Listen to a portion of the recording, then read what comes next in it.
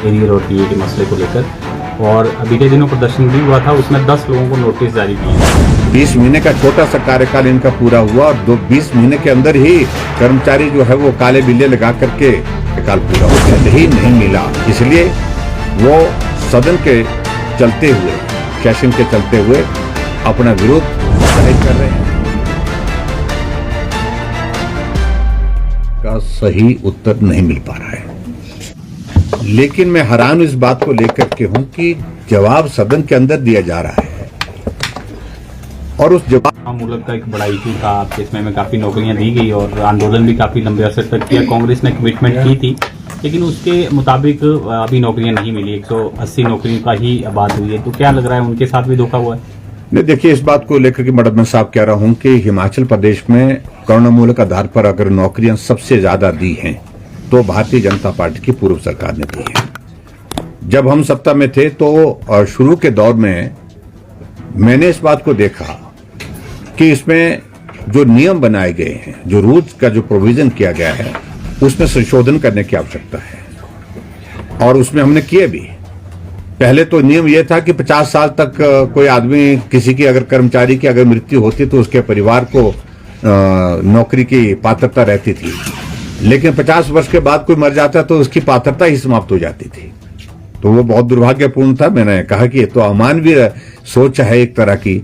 आदमी की मौत, जिंदगी जो है वो आदमी के हाथ में नहीं है, और इसलिए हमने तय किया कि 58 साल तक कर्मचारी अंतिम सर्विंग डे भी अगर उसकी मृत्यु होती है तो भी उसके परिवार का कोई सदस्य जो है वो नौकरी के लिए पात्र होगा। ये किया।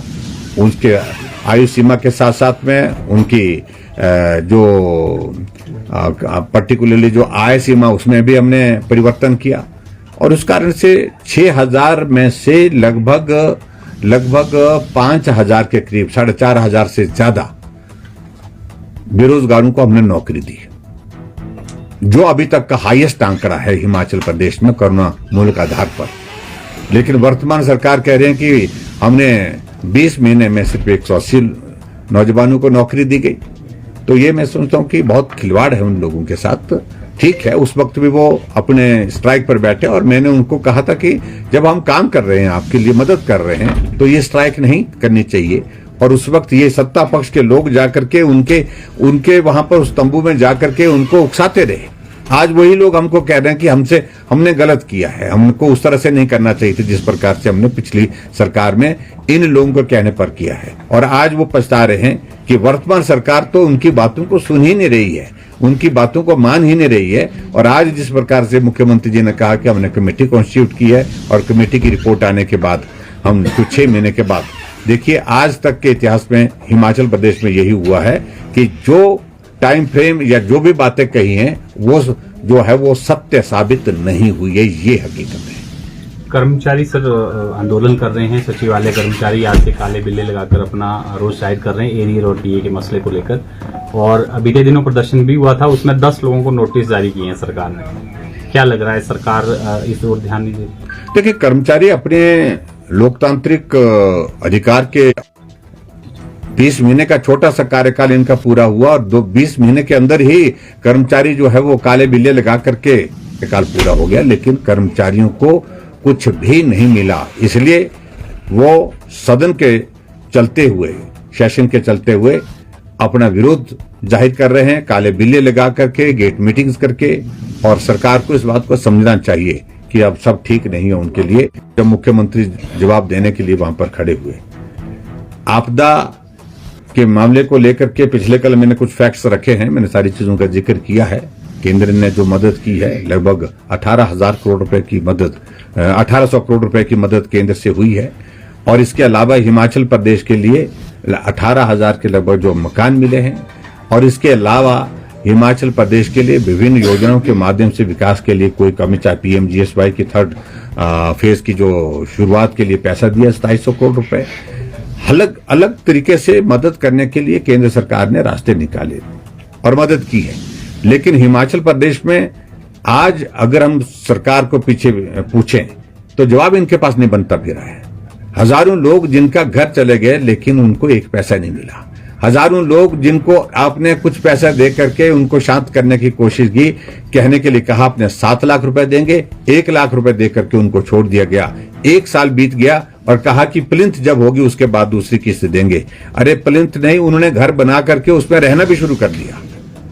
आदमी बेघर हुआ है, उसकी मजबूरी है, व्यवस्था है, वो कब तक तंबू में रहेगा। लेकिन उसके बावजूद भी घर बन जाने के बावजूद भी अभी तक जो है वो ये किस्त जो दूसरी किस्त जारी नहीं कर रहे हैं। और अभी हाल ही में जो नुकसान हुआ है हिमाचल प्रदेश में, जिसमें 70 से ज्यादा लोगों की दुखद मृत्यु हुई है, बहुत जगह गांव बह करके चले गए हैं, वहां के बारे में सरकार अभी तक शांत है, अभी तक बोल नहीं रही है।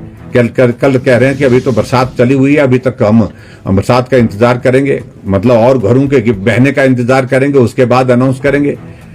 हमने कहा कि 7 लाख रुपए पिछली बार आपने एक घर के लिए देने की बात कही, तो अब की बार भी आपको 7 लाख रुपए देने चाहिए, क्योंकि मुख्यमंत्री जी समझ गए और वहां का आगे 1.5 लाख रुपए देंगे। ये मुख्यमंत्री जी अपनी स्टेटमेंट है।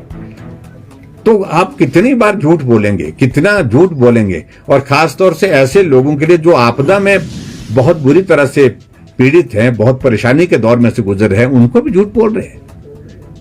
और दूसरी बात, जो 4,500 करोड़ रुपए की हिमाचल प्रदेश में उन्होंने कहा कि भी हमने 4,500 करोड़ रुपए हिमाचल प्रदेश में एक पैकेज देने की बात कही है। उस 4,500 करोड़ रुपए से जब हमने पूछा कि मुख्यमंत्री जी आप बताइए, हमको बताइए कि आपने उसमें से स्टेट गवर्नमेंट की ओर से कितना पैसा दिया। सारा का सारा पैसा वो है जो केंद्र सरकार ने दिया अभी तक, और बहुत कम पैसा मिला है।